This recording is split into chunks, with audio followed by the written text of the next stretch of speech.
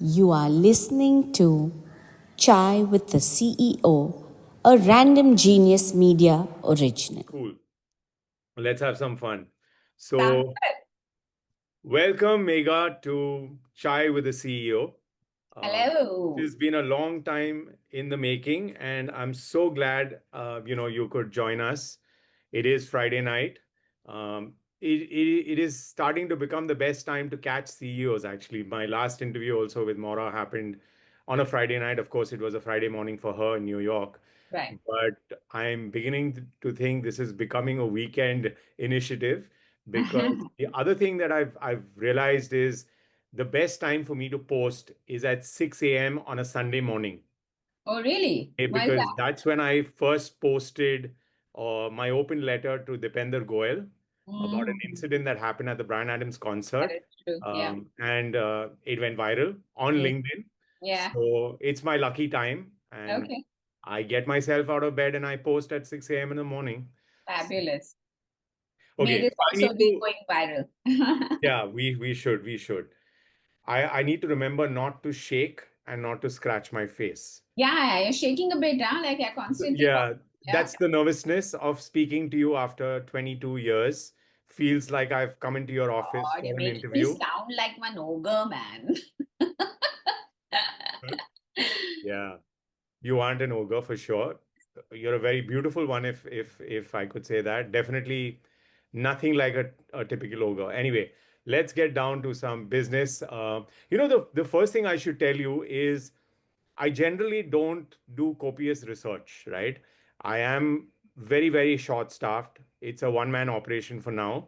My wife does help me with some photographs, which I kindly accept. But when I told my mother-in-law I was interviewing Megha Tata, she immediately started rattling off your CV. What? And I'm like, are you on LinkedIn? She said, no, Facebook. So Oh, she said, God. oh, and the one thing she pointed out was that you were in NM college or you've graduated from Yeah. NM college. So you're actually my senior. Okay. Oh, right. You from So too. from Nice. NM college, yes, commerce Huh. and economics, Huh. not the big monstrosity that it is right now, but Huh. NM, the small little NM College of Commerce and Economics, batch of 99. Right. Um, so yeah, so your Oh, alumni as well. So that puts just a little bit more pressure on me. I'm Uh, intrigued. How did she know about that about me? You have a very well written Facebook profile. I Really? later checked it on my way back home, and Okay. you have you or somebody from your team has done a fabulous job of documenting your entire professional Yeah, journey. that I And have. it's I very, will very take nice, credit and it's for that. Yes, I yes, did. it's very I'm a bit of nicely done. a stickler on, things have to be, I've got a lot of OCD on that front. So it has to be Correct, a particular way. Yeah. So I'm correct, correct. guilty as charged. Correct. And these days, media pick up from anywhere, right? I mean, whether it's your Facebook profile or LinkedIn. Right. So you got to be careful. Yeah. Megha, how is life? Let's just start with basics. What are you up to currently? Well, Sheldon, first of all, thank you so much for inviting me on this chai. And I would call it tea with Tata, actually. That Tea sounds with Tata is even better. Yeah. Yeah. us. We'll have some chai pe charcha. So I think first of all, it's been what 35 years since I have been in working in this as a working woman since my graduation. And I realized that after about 3 decades that a lot has happened. I've done a lot, achieved a lot, at least in my head and in my world. And I decided to step out of this treadmill. And I realized that however fast you go in a treadmill, you're still in the same place.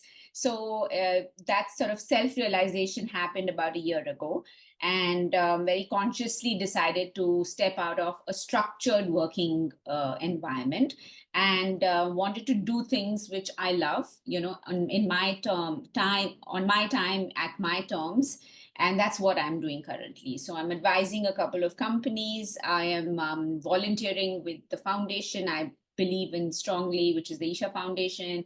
I am spending more time for in the International Advertising Association, where I like to lead and do certain initiatives which are good for the industry, because an industry which has given me so much, I really want to give back. And there are a few initiatives. I work with IAA on that, and spend a lot of time with family, traveling, doing things which make me happy. And yeah, so I always joke, I said, Ori has taken that term, but if somebody was to ask me, what do? I want to say I'm a liver.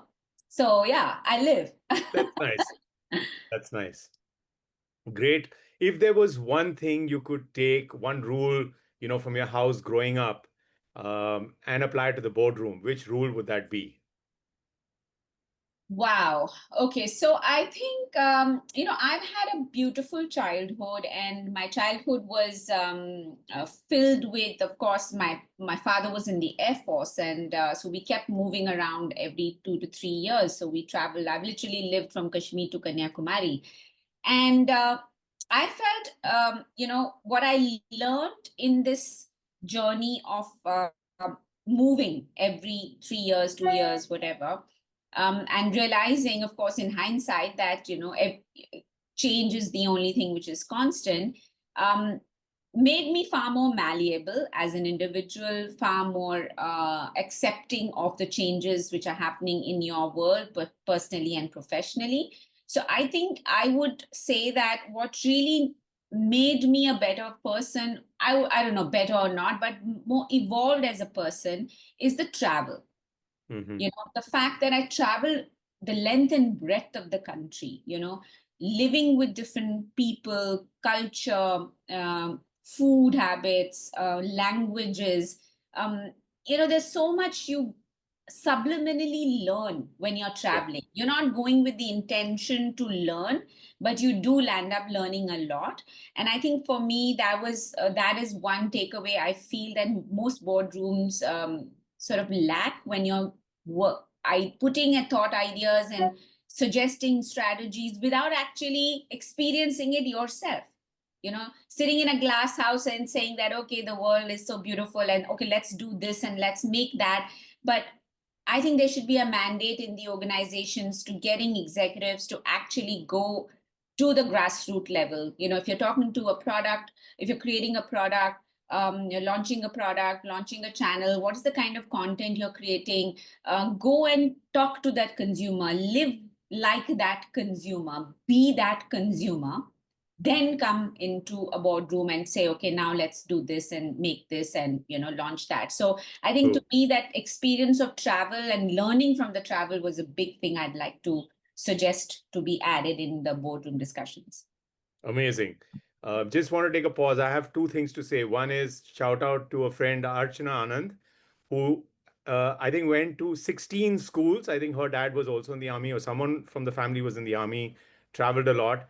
Secondly, brought this thought to mind. I think Levers has this practice of sending interns Yeah. or management trainees out into the field. If you're working at Pepsi, you ride the truck for 6 months Mm, with the distributor, and fabulous. then you go to corporate Yeah. office.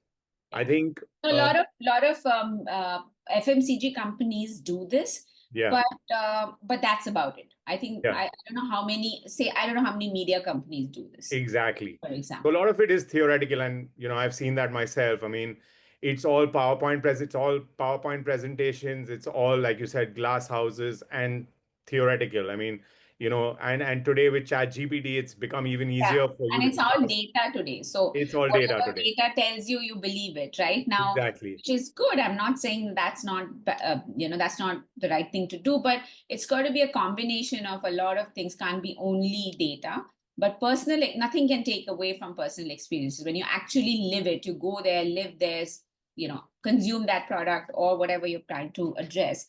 I think that definitely will add to your experiences. Excellent. Now we're going to ask you to be really honest. What is the one job you think that you'd be really terrible at, but you'd still like to try your hand at? A job I could be terrible at. Oh, that's Yes. easy. Cooking, chef. Cooking. Oh man. cannot and will not.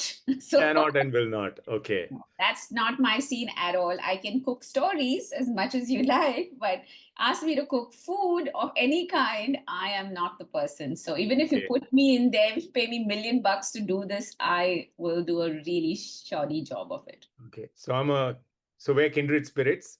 I can fry and I can boil. That's about it. That's Well, about it. you So got two things more than I can do, so well done. yeah. So anyway, I try to impress my daughter, but I think my daughter is well ahead of me in terms of baking. She bakes muffins and cakes and Awesome. just exotic stuff. And I'm just happy to. This is a mug cake. Would you like to have it? Of course, I'd like to have a Of mug cake. yes, Why not? absolutely. Yeah. Yeah. If media executives had spirit, spirit animals, which spirit animal would you be? Spirit animal. Oh, I think I would be a dog. Yeah. Yeah, I am. Friendly, I'm friendly. friendly. I am. I can get a sense on the vibe of people. Like generally, Mhm. dogs are very perceptive.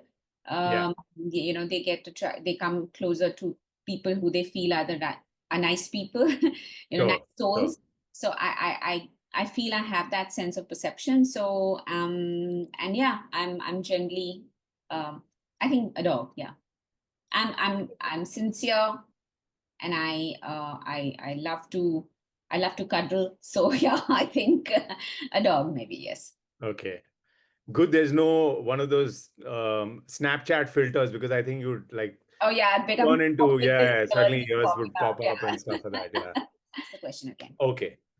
So Megha, you've worked across most of the media majors, be it Star, Turner, HBO, and Discovery, Business World, right? So what was what were some of the key things that you learned from either each of these organizations or overall that you would care to So I highlight? think Business World was Business Television India, BT. Sorry, BTVI. Sorry. Yeah. Um, so I think in these 3 decades of my working, I walked into the industry in my early 20s, and I'm in my late mid 50s now. I think these 30 plus years have taught me various things at various levels of my career journey. I don't think so. You can say that there's one thing I learned across. I learned so many things of what to do and also what not to do. I think that is also important because while there were a lot of successes, there were a whole lot of failures too. And how I sort of took away some of those learnings from my successes as well as failures was an important learning. And I think what I realized is that just as don't let success go to your head, same way don't let failure go to your heart. And it's easier said than done, I must say, Sheldon, because I've had my fair share of issues and challenges and failures Correct. which I have to deal at a personal level, professional level. And I think that it's not easy to deal when it comes to it, actually. But I think I sort of have become more wiser, stronger over the years, and how to manage that pressure, uh, or the situations which life throws you at, is something I've managed to do through my experiences only. So difficult to not difficult, but it'll be like another episode by itself. If I was to identify all the learnings of everything I did. But I think one thing stands across every organization I worked in, that we are in a people industry, right? We're in a service industry where at least I was in the service industry, and we're all people's organization. Yeah. So uh, the it is important for all of us to understand that we're eventually dealing with human beings. And I think how empathetic can you be, how connected you are to your people, your employees or your peers, is eventually a very important thread to make you a happy executive in an organization. You can be a success or a failure, but are you a happy executive? Are you happy in what you're doing? Is a very important trait to have. And I have been happy by and large in every organization I have worked in. So, and I think that to me was the big learning. Excellent. You're a happy person. I think you just radiate that, and it's such a joy to be around you. You're just like that smile, Oh, $1 million smile oh, is that's amazing. So, which is a good segue to the next question. You've been in leadership roles. How do you manage to keep the empathy alive even during tough times? It's easy during, successful times when the balance sheet is good and money's coming in and, targets are being met and all of that stuff, right? But when, clients are not picking up phones, or there's a huge amount of receivables, and, everyone's coming to you for some direction, right? How do you manifest that empathy and keep the troops rallied? How does that happen? Well, it's not easy because it's not you are also a human being going through your own set of emotions, and you yet have to keep a certain face and a certain persona to as a leader. But I think what I have realized through many times where there were situations which were not very pleasant is to be honest. Just be honest. Just be real. Don't Hmm. try to BS things.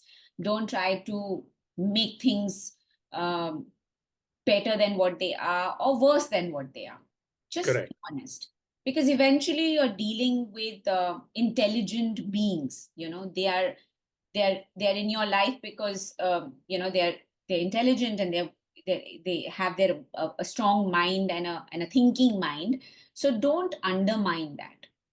And so I think if you're honest and truthful and transparent, you have a better chance to deal with that situation in a less painful manner. Correct. So I think I have sort of done that by and large, and I've tried to be as honest as I can, as transparent as I could, and as empathetic I was able to, and I think I managed to do a okay job with that. True, true, true. What is the one leadership myth that you think people should just stop believing? That, and especially in today's age of social media and a lot of fake news that goes out there. um, what's your opinion? The myth of what? Sorry, the myth of Leadership, leadership. The leadership. myth of leadership is that boss knows it all. True, That is a big myth. Boss true. does not know it all. And in fact, the boss should also know this myth that you don't know it all.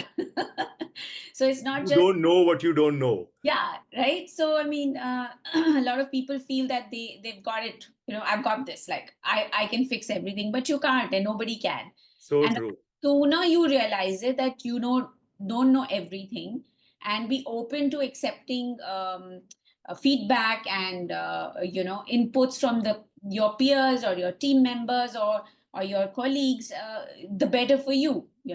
So I think a good leader should know, of course, his or her strengths, but definitely should know her weaknesses as well. Exactly. And I think that is an important trait to have for a good leader. So the myth that let's go and talk to the boss and she will or he will fix it is the biggest myth. So in fact, I used to always tell my team that if you have a problem, come to me with a solution. With the solution, Don't yeah. expect a solution always out of me. Of course, we as a team work together and find a solution. Eventually we have to, as a leader, you have to create an environment of empowerment. True. It's not about that you can do everything yourself, because that's not practical, and if anyone who thinks is living in a fool's world. But create an environment to make things happen. I think that is there. So yeah, the myth is that the boss knows it all. Yeah. And actually, I can attest to that. I mean, having been in the industry for 25 years across various different industries, I think like weather, I've experienced the extremes as well, extremely hot and extremely cold, and you want to find something in the middle. And I think I have experienced that as well. And like you said, it's very inclusive. Yeah. It's very open to ideas coming in, rather than saying, here's the problem and here's my solution for it, and everyone else's answers are wrong, right? Because that just creates a lot of self-doubt in the team, and that it just doesn't help anyone achieve anything. And at the end of the day, you kind of then just become, you're just clocking in time.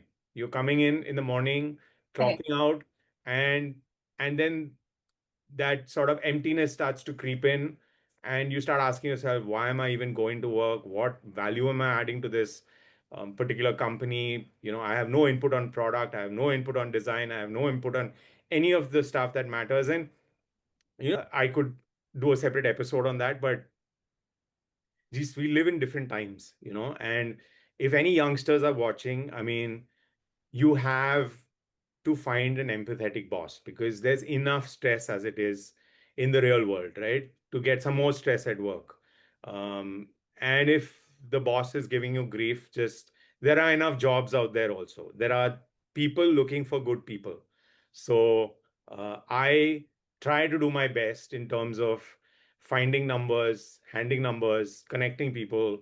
Go for it, You're not bound to any organization. I think that is my humble submission and learning from my past experiences, that suddenly you feel like you've got to put the blinkers on and no, no, no, no. Someone said I'm married to the job. And I'm like, no, you're not married to the job. You're 22 years old. There is real marriage out there, which is a lot more fun and a lot more rewarding. So, you know, so yeah, so I mean, sorry to move sideways on this conversation, but I really feel very passionate about it, and that is the core reason why I do Chai with the CEO, which is to get a perspective from the top, and for youngsters who are looking to get into the media business, get into the licensing business, get into tech, wherever it is, right? So the intention is to just, for clear speak, let them hear it as it is from the top, right? So we have a little bit of a rapid fire for you. After Coffee with Karan, everyone has to have a rapid fire ready. Right. OTT or linear? What's your guilty pleasure? OTT. OTT. Boardroom battle or brainstorm over biryani? I kind of know the Brainstorm answer to that. biryani. Yeah, I know the answer to that. What's one question you wish people would stop asking women in leadership? Oh man, it's not one. There are many that get asked, but I think specifically, how would you manage work-life balance? Ah, okay. Which I And don't know what's why the answer women to get that? asked. I mean, that a lot of I mean, actually a gender agnostic question, but I think women get asked more just because they expect women to be True. managing family and. I think, to be very honest with you, and I've watched my wife. I mean, she's been a special educator for 22 years, right? We've been married 19 years this year. We've been seeing each other for 3 years prior to that. So we've known each other since the time she joined Helen Keller. But kudos to you guys, ladies, right? I don't know how you'll do it. Wake up in the morning.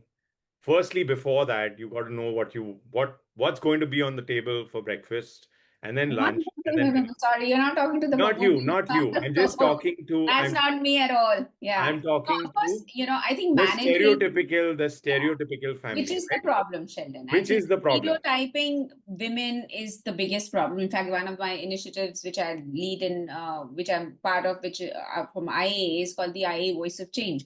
And that is Correct. exactly addressing this aspect of that, how in our advertising that we are creating this communication, which is Yes. stereotyping women, right? So it's or men for that matter, and how we as an industry body can play a role in breaking those stereotypes. And we got an industry research done, and the outcomes were pathetic. We still are showing the typical tropes which exists out there. So to your point, like even you who are who's supposed to be progressive is thinking on those lines, like woman has to Exactly. get up in the morning, has to make the breakfast and then go to work and then come back and serve dinner. Like all this is so deeply ingrained in our ecosystem, in our social fabric, so it's going to take generations for everyone to come out of that. So True. this is a long journey, but yeah. I definitely don't cook. Subscribe to it. You don't subscribe No, to it for sure. I don't know. I don't subscribe to the fact that every woman has to do all of that. There are many women who do that and do it willingly. That is beautiful. I think Exactly. it has to be appreciated that what you want to do. Yes. So if in a family a woman wants to get up and cook and make food and go to work and do it happily, no problem. But if she's doing it grudgingly and is being forced to do, there is a problem. Like she Yes. doesn't have to do it. Then what are the other people in the family contributing in, Exactly. right? Exactly. It has to be Exactly. a family of everybody. She's not the only homemaker. Everyone contributes to make a home. So I think to me that is a thing. So yeah, In fact, I want to, at this point, it makes sense to even discuss an initiative by Meenakshi Menon, whom we all know. It's called Gen 60. It's a very noble initiative wherein they're trying to tackle the problem of multiple generations living together and how the entire burden falls on the lady of the house, right? yeah, And not only for her family, but her in-laws as well, if they happen to be living in a joint family, right? And parents or grandparents, as they are, will not think of themselves as being a burden to the family, and in very sort of nuanced ways will make people feel guilty about going out and having a movie night or going out for dinner and stuff like that. So the thing is, I think, like you said, it's very ingrained in our society and it will take generations to solve it. And it's great that, it's being worked upon. In our household, uh, my wife just prefers not to have outside help because we've tried it and it's failed in the sense of cooking a certain type of meal that she doesn't approve of. So it like you said, it's a personal choice, but I am just deeply appreciative of the amount of work that women are able to handle, and assuming that they want to have a job as well, they want to have a career as well. A lot of women are also very happy to not take on a career, right? And again, that's a personal choice. But if they choose to do it, traveling in trains, going out there, a lot of us in media go to AC offices and sit, and we're very comfortable in our day-to-day work. We not really. uh, I mean, I've done that as well in my early days. I've gone in train journeys and been in correct. study setups and It's par so, for the yeah, course. It's I par think for it's the course. half of the course, and I don't Yeah, think so. yeah. There is a you can't sort of put it in buckets. Everyone does what has to be done, but so the point you're highlighting is that that women sort of are these super women, which I have again a problem with because Okay, this expectation of this woman who is perfect is a got problem. it. Yeah. Understood. So there's just Understood. don't over expect this out of her. A woman, she's not a superwoman. Just a woman is super. Period. A woman is super. Very nicely put. And then that whole expectation, and then she puts that expectation on herself, like she has to be this perfect wife and perfect mother and a perfect husband, daughter and a daughter-in-law and all the various avatars she wears. And I'm like, why do you have to perfect anyway? What is even perfect? Who defines perfection? And in my view, imperfect is the new perfection. Yeah. Correct. And so, And can and I? you don't have to be, sorry, I mean, you don't have Yes. to be like, I have been, by the logic of perfection, by the definition of perfection, an imperfect mother, an imperfect wife, an imperfect daughter, an imperfect daughter-in-law, imperfect friend, imperfect executive.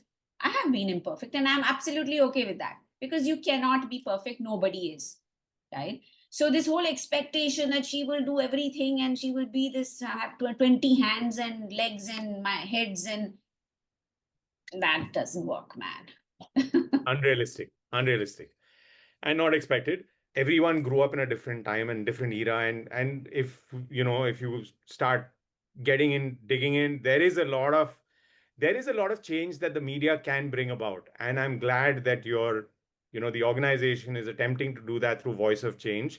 Yeah. I think it's much, much needed and happy to support in any way I can. We can do a special on Voice of Change, and Random Genius Media is at your disposal if ever you need to do that. Who's the one media talent you've been secretly stalking, professionally or otherwise? No one. No No. one.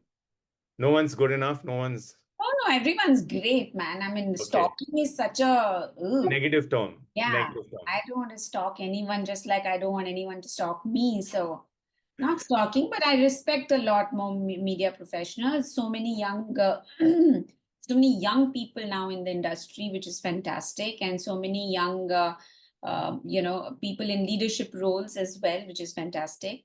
And I think the overall ecosystem has changed so much, with the social media obviously has made a big shift in the kind of talent is being looked out for now.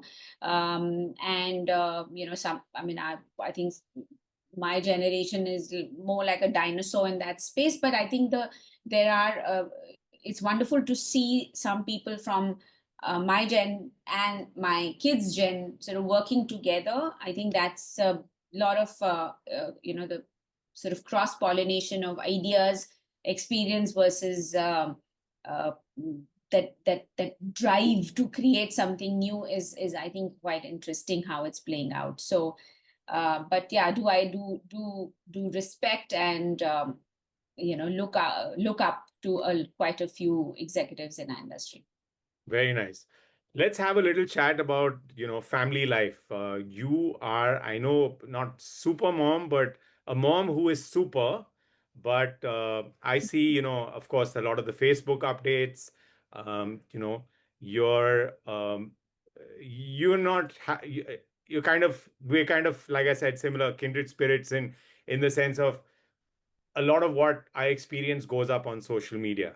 And I get rapped on the knuckles, left, right, and center for, exposing the family. And people will like, why did you have to put that up on social? And this is not. And every time I take a picture, that doesn't go on social, okay? And I'm like, okay, so and then I forget what's supposed to go on social media and what's not, and everything ends up.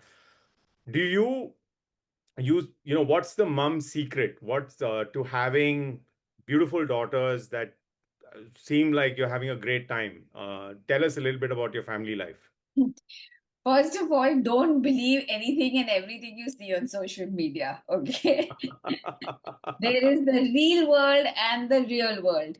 Okay. So that's the classic mistake you're making in life. So it's like the trailer and the real movie are two separate things. So but jokes apart, yeah, I mean, I think social media is I like to share certain parts of my life. It's not everything which goes out there. Yes, I do have some family members who do not appreciate some of these things going up there. So I'm a little more conscious now on what goes out there and what doesn't. But yeah, there are a few things which are fun and something I want to share a happy moment or also share my grief sometimes. I lost both my parents in very quick succession, and I was very, very close to them. And I did share some of those, posts as well, because I just think I mean, you've created a platform to connect. So Yes, I'm just connecting. That's all I'm doing. So you may agree, disagree, like, dislike, have a point of view. Sure, it's your prerogative. But it's not like I'm not like my morning to night is not being shared on the correct, platform. But a correct. few moments in a day, in a week, in a month, in a year, I do like to share, and I do that. So I'm happy to do that. Excellent. We hear there's a shadi around the corner in the Yeah. Yes, Tata household. the Tata household. Yeah. How's the planning going for that? All great. Thank you Yeah. for asking. But yeah, excited about that. Is it Danya or Ananya? Danya. Danya, yes. Danya. Yes. Excellent. Yeah. Excellent. And what kind of mother-in-law would you be? Do you think you would be? The Let me become funnest. one, then I'll tell you. Let you become one, and then we'll come back to do Yeah. part two. Cool. So we're nearing the end. What's a failure that in hindsight turned out to be a secret blessing? Uh, well, I don't know whether it's a failure or not, but there were a few moments in my career, and a few, you know, moments, Setbacks. setbacks in my career wherein it was tough to deal with it at that particular time, and I think, we can have a separate chat on that. But those moments got me thinking about, when it happened to me, I felt like, the carpet was sort of taken under my feet, and I was like, okay, this is the end of the world. But I think, what got me out of that, and my resilience, and of course a lot of other things, my family support and friends, and everyone around who were there, um, just made me feel that I'm glad that happened, because it gave Yes. me another way to, an opportunity which otherwise would have not happened in my life.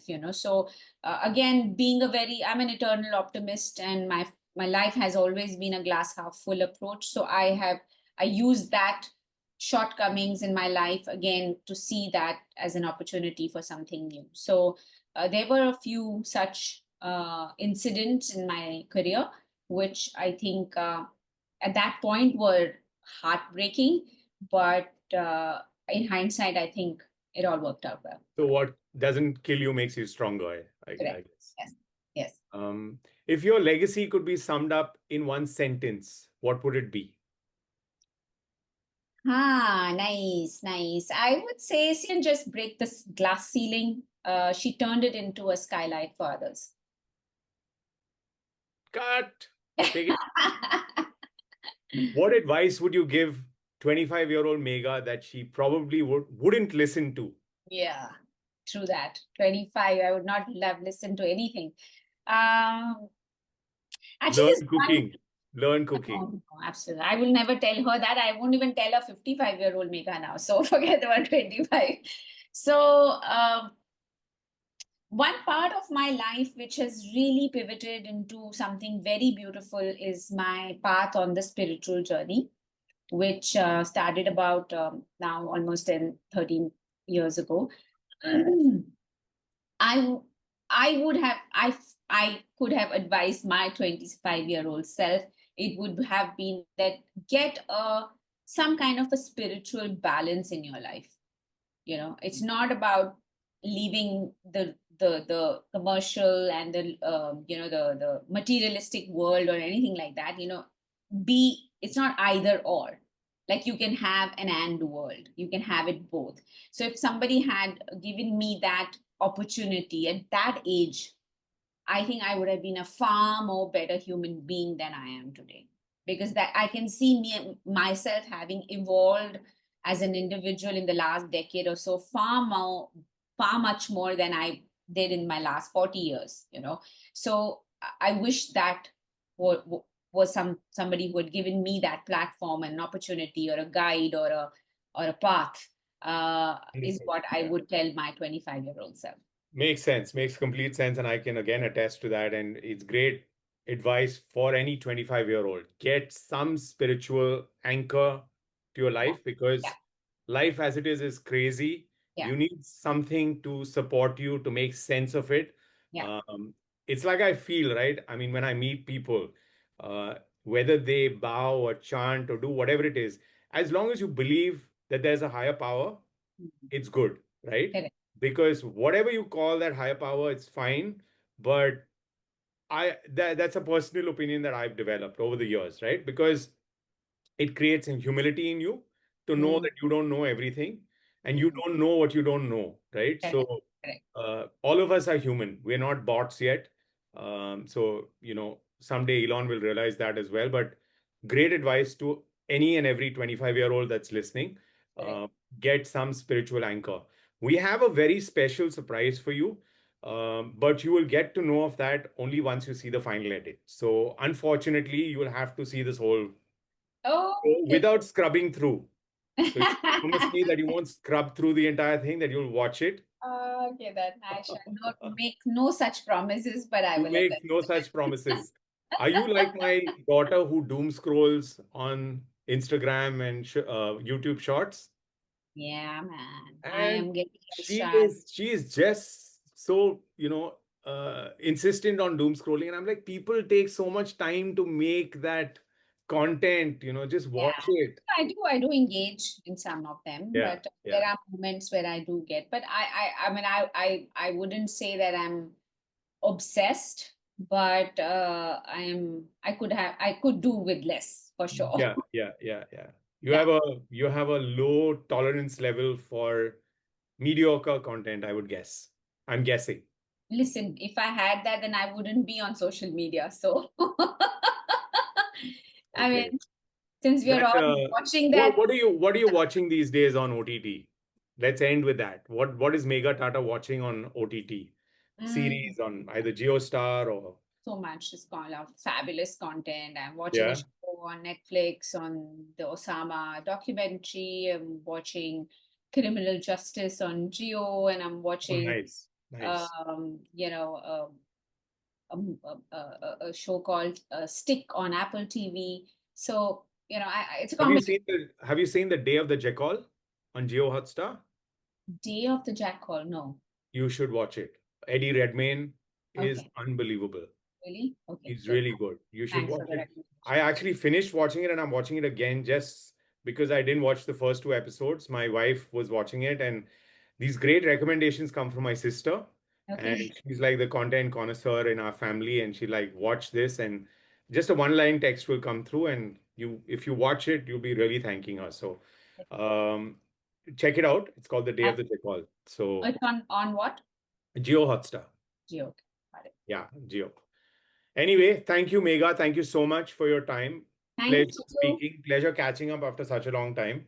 I know, wonderful, and hope we'll catch up one of these days, besides not Yes. virtually. But Yes. thank you for inviting me, and catch up soon, Sheldon, and keep your random Chai genius. to that. Chai to that. Chai to that. Tea with Tata.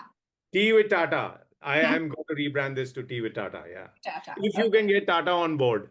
All Take care. right. Take care, Megha. Thanks. Take Bye. care. Bye. Thank Bye. you. Bye. Thank Bye. you. We go way back, like landlines and dial-up tones. 2 decades deep, from coffee chats to milestone zones. She's been a star, that's not a discovery, though she did run Discovery with perfect delivery. From media maven to corporate queen, she's ruled every screen, kept it fierce and clean. Takes no nonsense, sips her chai and gets more done before lunch than most of us try. Megha-Ton woman, how does she slay? Running boardrooms and PTA, career lady and a super mom too. Honestly, Megs, how do you do what you do? Someone pitch this HBO, call it boss mode with baby in tow. She's sharp, she's kind, she's running the show. She's the CEO we all wanna know. She's been with Star, yeah, a certified brand, and then with HBO, giving thrones its fan stand, brand Discovery. No map, no guide, just instant insight, an infinite stride. Does she sleep?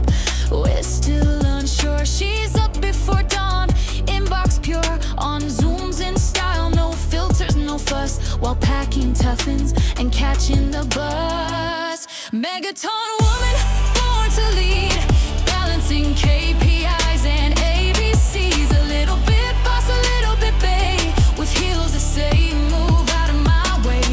Netflix call her, she's a show called How I Made It Without Letting It Show. Power, grace, and an extra glow, now that's what we call mega flow. 2 decades of friendship, I've seen it all. From late night pitches to school time calls, you've been a lighthouse, a rocket, a flame, and you've done it all without losing your name. Megha-Ton woman, the legend's real. She runs empires and the carpool wheel. She's not just in the game, she is the deal. The CEO with soul and steel. So here's to Megs, our guiding star. No need for discovery, we know who you are. An anthem for the icon we all admire, lighting up the world and not just the fire.